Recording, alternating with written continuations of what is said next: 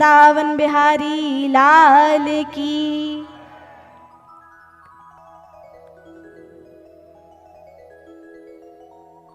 तो आज तृतीय दिवस की कथा है। आज की कथा में एक ऐसे भक्त की कथा हम सभी श्रवण करने जा रहे हैं, जिसके यहाँ पर शायद आप सभी ने सुनी भी होगी कि भगवान ने एक ऐसे मात्र भक्त के यहाँ पर कहा जाता है कि जो केले होते हैं, केले के छिलके का भोग लगाया था। किसी ने सुनी है ये कथा? भगवान ने केले के छिलके खाए थे। नहीं सुनी? सुनी है? तो चलिए सभी मिलकर कथा श्रवण करते हैं।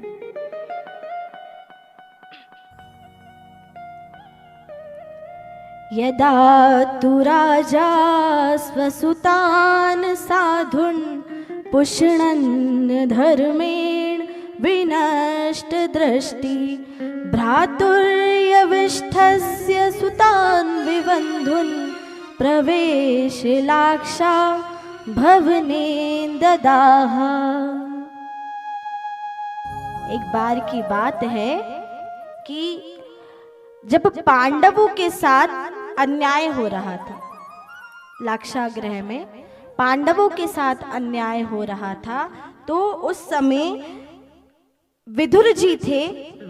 विदुर जी की कथा सभी ने सुनी होगी।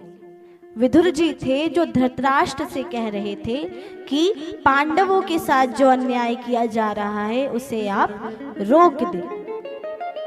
जब ये बात महल में चल रही थी, तभी वहां पर दुर्योधन प्रवेश कर गया। और जैसे ही दुर्योधन आया तो कहने लगा कि अरे विदुर, मैंने ही तुझे महामंत्री पद दिलवाया है और तू मेरे ही खिलाफ मेरे पिताजी को भड़का रहा है, निकल जा यहां से। अब जैसे ही विदुर जी को महल से निकाला, राज्य से निकाला, तो विदुर जी जाकर के अपनी पत्नी विदुरानी के साथ छोटी सी कुटिया बना करके जंगल में रहने लगे। भगवान का भजन करने लगे, पूजा पाठ करने लगे, भगवान नाम संकीर्तन करने लगे। और जो विदुर रानी थी वो श्री कृष्ण की, हमारे कन्हैया की बहुत बड़ी भक्त थी। तो एक बार की बात है कि विदुर जी को पता चला कि हस्तिनापुर में कन्हैया द्वारिका से आ रहे हैं दर्शन देने के लिए। अब जैसे ही ये बात विदुर रानी को पता चली तो वो मानो इतना प्रसन्न हो गई कि उसकी खुशी का कोई ठिकाना ही नहीं रहा। अब कहने लगी कि विदुर जी, हमें भी कन्हैया के दर्शन करने हैं, परंतु दर्शन किए कैसे जाए, महल से तो निकाल दिया गया है। तो विदुर जी कहते हैं कि हस्तिनापुर में कन्हैया की रथ यात्रा निकलने वाली है। जब रथ यात्रा निकलेगी तो सभी कन्हैया के दर्शन करने के लिए जाएंगे, हम भी वहीं चलेंगे। अब विदुर रानी का तो कहना था कि इतनी भीड़ में कन्हैया क्या हमें देखेंगे। तब विदुर जी कहने लगे कि आप खुद पर ही सवाल क्यों उठा रही हैं? अगर आपकी भक्ति सच्ची है तो कन्हैया अवश्य ही हमें देखेंगे। अब जब विदुर रानी की भक्ति ही इतनी थी तो दूर से देखकर तो मानो पेट नहीं भरेगा।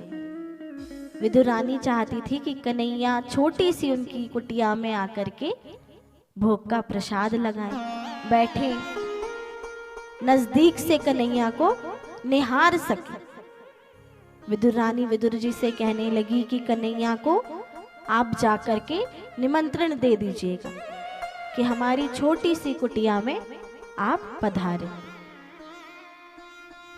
विदुर जी विचार करने लगी कि कन्हैया हस्तिनापुर का इतना बड़ा महल छोड़कर हमारी कुटिया में क्यों ही आएंगे।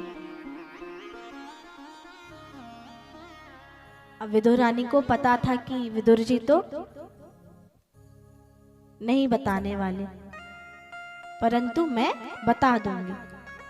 अब जब रथ यात्रा का दिन आया तो विदुर रानी विदुर जी दोनों रथ यात्रा देखने चले गए। और जैसे ही खड़े हुए तो देख रहे हैं कि कन्हैया चारों तरफ अपनी निगाह इधर उधर करके सभी के ऊपर अपनी कृपा दृष्टि डाल रहे हैं। अब उसी समय अचानक से कन्हैया की दृष्टि पड़ती है विदुर जी के ऊपर। तो जैसे ही दृष्टि पड़ती है तो विदुर जी तो मानो आनंद में इतना खो जाते हैं कि विदुर रानी से कहते हैं कि देखो देखो कन्हैया हमें भी देख रहे हैं। विदुर जी कहते हैं विदुर रानी से कि जाओ जाओ जाकर भोग की तैयारी करो, हमारी कुटिया को साफ करो। कन्हैया ने इशारा दिया है कि मैं अवश्य ही आपके यहाँ पर दर्शन देने के लिए आऊंगा। अब जैसे ही विदुर रानी को ये बात पता चली तो विदुर जी से कह दिया कि जाकर माखन मिश्री लेके आइए। अब घर में तो कुछ खाने को था नहीं, भोग लगाने तक को कुछ नहीं था, तो विदुर जी को भेज दिया माखन मिश्री लेने। और विदुर रानी चली गई अपनी कुटिया में। कुटिया को एकदम सुंदर सजा दिया, फूल मालाओं से साफ कर दिया पूरा, केले के पत्ते बाहर लगा दिए और कन्हैया की प्रतीक्षा करने बैठ गई। अब तभी कन्हैया की रथ यात्रा हस्तिनापुर के महल तक पहुंची। कन्हैया हस्तिनापुर के महल में प्रवेश किए तो कहने लगे दुर्योधन से कि मेरे आने का केवल मात्र कारण यह है कि मैं चाहता हूं कि तुम अपने राज्य का, पूरा राज्य नहीं, अपने राज्य के 5 गांव ही पांडवों को दे दो, आखिर वो तुम्हारे भाई ही हैं। परंतु धृतराष्ट्र तो कहने लगे, दुर्योधन जब कह रहे थे कि ऐसा नहीं हो सकता, बिना युद्ध के मैं एक सुई बराबर की भी नोक इन्हें प्रदान नहीं करूंगा, भेंट नहीं करूंगा। अब जिस प्रकार से दुर्योधन ने कन्हैया से ऐसी बात कही तो धृतराष्ट्र इतना क्रोधित हुए, कहने लगे अरे मूर्ख, भले ही हम कन्हैया को हमारा मित्र मानते हैं, भाई मानते हैं, परंतु कन्हैया है तो स्वयं भगवान ही। किस प्रकार से कन्हैया से बात कर रहा है ये भी भूल गया है क्या। अब धृतराष्ट्र कहने लगा कि प्रभु आप ये सब छोड़िए, भोजन ग्रहण करने चलिए। आज महल में 56 भोग बनाए गए। तो कन्हैया ने साफ इनकार कर दिया, कहने लगे कि भोजन 2 परिस्थिति में ही किया जाता है, या तो खिलाने वाले के मन में श्रद्धा हो, भाव हो, या खाने वाले को भूख लगी।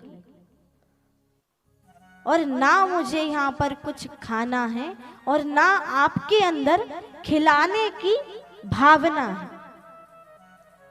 मेरा तो न्योता विदुर रानी और विदुर जी के यहाँ पर है, मैं उनकी कुटिया की ओर ही जाकर भोजन प्रसादी ग्रहण करूंगा। इतना कह के ही कन्हैया वहां से निकल गए विदुर रानी जी की कुटिया के पास। अब जैसे ही विदुर जी को ये बात पता चली कि कन्हैया आने वाले हैं तो भागे भागे माखन मिश्री लेने के लिए चले गए। अब कन्हैया विदुर रानी की कुटिया के बाहर खड़े हैं। जैसे ही दरवाजा ठोका तो विदुर रानी जी को लगा कि विदुर जी आए, परंतु कन्हैया आए थे। तो जैसे ही द्वार खोले तो देखा कि कन्हैया स्वयं ही चल करके मेरी छोटी सी कुटिया में आए। विदुर रानी मानो पागल ही हो गई, होश ही गवा बैठी कि अब कहाँ बिठाऊं, क्या खिलाऊं, जल पूछूं या खाने को पूछूं। और हमारे कन्हैया तो भाव के भूखे। जहां भाव होता है, निस्वार्थ प्रेम होता है, वहां मानो बच्चों के समान खुद ही चले जाते। कन्हैया स्वयं ही अंदर होकर आसन उठाकर बैठ गए। अब जब कन्हैया बैठे तो कहने लगे कि अरे काकी, ये बताओ कि भोजन में क्या बनाया है। विदुर रानी कहती है कि विदुर जी आते ही होंगे कन्हैया, थोड़ी प्रतीक्षा कर लीजिए। कन्हैया तो कहते हैं कि प्रतीक्षा तो हमसे नहीं होगी। स्वयं ही उठे और रसोई घर में चले गए। अब जब रसोई घर में गए तो देखते हैं कि वहां कुछ केले रखे हुए हैं। तो जाकर केले उठाकर बाहर आकर आसन पर बैठ गए। अब जिस प्रकार आप सभी को मैंने बताया कि विदुर रानी तो मानो अपना सुध गवा बैठी थी, इस प्रकार से खो गई थी कि कन्हैया को देखते ही मानो कन्हैया ने मन मोह लिया हो। सुध ही नहीं थी कि क्या कर रही है, क्या नहीं कर रही। तो देखिए, अगर हम केले खाते हैं तो छिलका उतारते तो हैं, पर हम गिरी खाते हैं, केले को खाते हैं। परंतु विदुर रानी जो थी वो छिलका तो उतार रही थी, पर गिरी गिराकर छिलका कन्हैया के मुख में खिला रही। और हमारे कन्हैया तो भाव के भूखे हैं। कन्हैया को उन छिलकों में भी इतनी मिठास लग रही थी, इतना स्वाद आ रहा था कि खाए जा रहे थे और विदुर रानी खिलाए जा रही थी। आइए तो हम सभी मिलकर के विदुर रानी जी का भाव प्रकट करते हैं हमारे हृदय में।